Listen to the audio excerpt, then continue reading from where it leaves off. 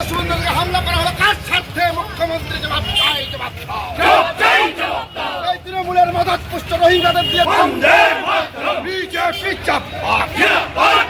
এই তৃণমূলের মদতপুষ্ট রোহিঙ্গাদের দিয়ে বিরোধী দলনেতাকে হামলা করা হলো কেন? বিরোধী দলনেতাকে বারবার আক্রমণ করা হচ্ছে কেন? মুখ্যমন্ত্রী জবাব চাই, জবাব দাও। কোচবিহারে রাজ্যের বিরোধী দলনেতা শুভেন্দু অধিকারীর কনভয়ে হামলা চালানোর প্রতিবাদে বিজেপির বিক্ষোভ মিছিল দক্ষিণ দিনাজপুরে। এদিন দক্ষিণ দিনাজপুরের বালুরঘাটে মিছিল করে এসে বালুরঘাট থানা ঘেরাও করে বিক্ষোভ দেখায় বিজেপি কর্মীরা। এদিনের বিক্ষোভ মিছিলে নেতৃত্বে ছিলেন বালুরঘাটের বিধায়ক অশোক লাহিড়ী, তপনের বিধায়ক বুধরায় টুডু, বিজেপি যুব মোর্চার জেলা সভাপতি শুভ চক্রবর্তী সহ অন্যান্য বিজেপি নেতৃত্ব।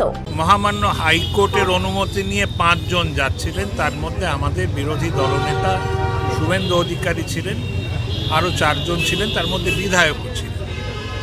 কি হলো?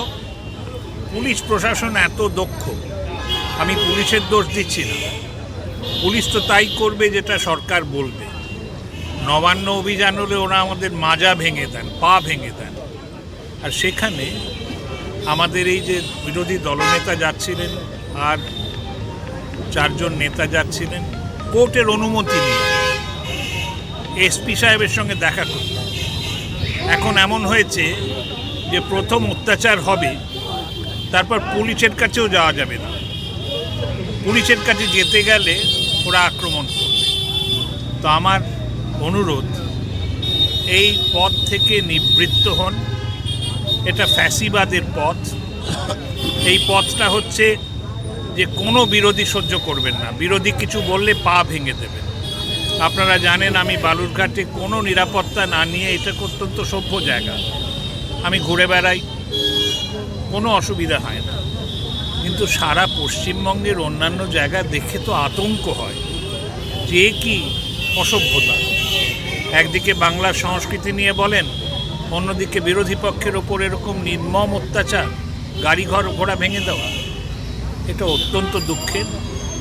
আমাদের পার্টির যত নেতা এবং কর্মী এরা খুব বিক্ষুব্ধ, কারণ আপনারা জানেন আমরা বালুরঘাটে, আমাদের চেনেন আপনারা সবাই, আমরা অত্যন্ত সভ্যভাবে সংস্কৃতি নিয়ে আমরা আন্দোলন করি। আজকেও সেটা বলছি যে বিরোধী দলনেতার উপরে হামলার প্রতিবাদে আজকে বিক্ষোভ আপনাদের। আজকে সেইটার জন্যই এসছি। তাতে কাগজে পড়লাম 3 জনকে গ্রেফতার করা হয়েছে। কিন্তু এখন ধর্মের কাঁটা তো অনেক ধীরে ধীরে নড়ে। ওই 3 জনকে কি করা হবে? ছেড়ে দেওয়া হবে না ওদের শাস্তি হবে? তার জন্য অপেক্ষায় থাকবো। আর ওখানে তো 3 জন নয়, ওখানে তো অনেক অজস্র তৃণমূলের হারমাত বাহিনী বলুন, তৃণমূলের সমর্থকই বলুন। আমার তো মনে হয় না এটা একেবারে স্বতঃস্ফূর্ত ওরা সব বাড়ির থেকে ছুটে এসছেন শুভেন্দুবাবুর বিরুদ্ধে। এটা তো সংগঠিতভাবে করা হয়েছে। এর কথা তো বলা একান্ত অনুচিত, যেটা মানুষ এমন ক্ষেপে গেছে যে ওরা এসে ভাঙচুর করেছে। ভাঙচুর সাধারণ মানুষ করে না। তার প্রতিবাদী এই সরকারকে, ঘুমন্ত সরকার, ঘুমন্ত বলবো না, এরা ঘুমানোর ভাব করছেন, আসলে বিরোধীদেরকে একেবারে শায়েস্তা করার চেষ্টা করছে। কিন্তু বাংলার মানুষ তো শায়েস্তা হওয়ার নয়, যত ঘাত আসবে তত প্রতিঘাত বাড়বে। এ অত্যন্ত আতঙ্কের সময়।